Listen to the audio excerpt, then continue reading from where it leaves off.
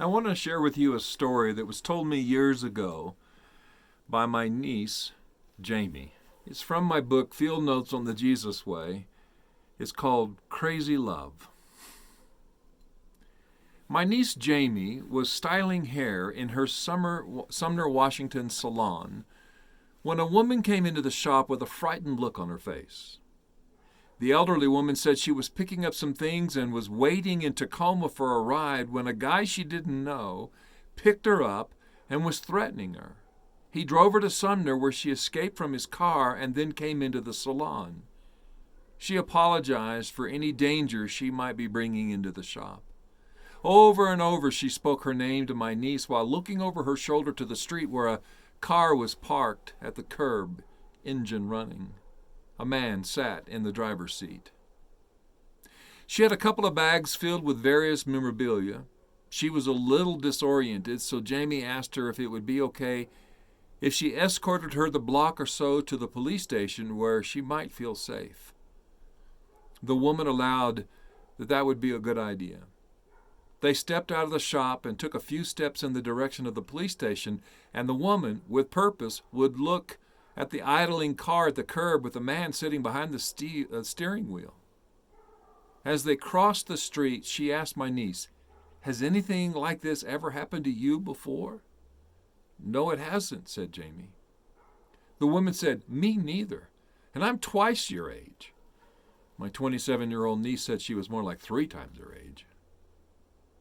As they made their way step by step to the police station, the car that had been parked at the curb with the man in the driver's seat slowly followed them.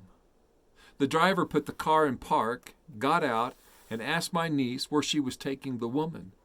"To the police station," my niece replied. The man smiled, got back into his car. It was then that Jamie felt convinced this was a familiar person with the woman and breathed a sigh of relief. The main entrance to the police station was locked, so they went around to the side entrance. The woman saw the car again and slipped her arm into the crook of my niece's arm and said, "Don't look at him and pretend you know me." The man put the car in park, waited outside the police station. My niece remembered the content of the bags that the woman carried. One had a photo album in it. It was white, kind of glittery, like a wedding album. With the woman safe in the care of the police, Jamie walked back down to her shop and finished her day. When she got home, her husband was asleep, but she woke him up with tears flowing down her face. She told him the story and asked between sobs, "When I'm crazy, will you take care of me?" Groggily, he said, "You're already crazy, and I take care of you." What a great question. When I'm crazy, will you take care of me? Sadly, that won't happen for some who listen to these words. That man in the car, patiently waiting outside the salon in Sumner, had made a promise, and for God's sake, he was going to keep it. That's old school, but that's good school. Our souls can never reach full maturity with only the shallowness of young love. There's something about old love that has gone through decades of battles, misunderstandings, heartaches, and tragedies, and yet emerges as a mature love that is eternal. That's God's love.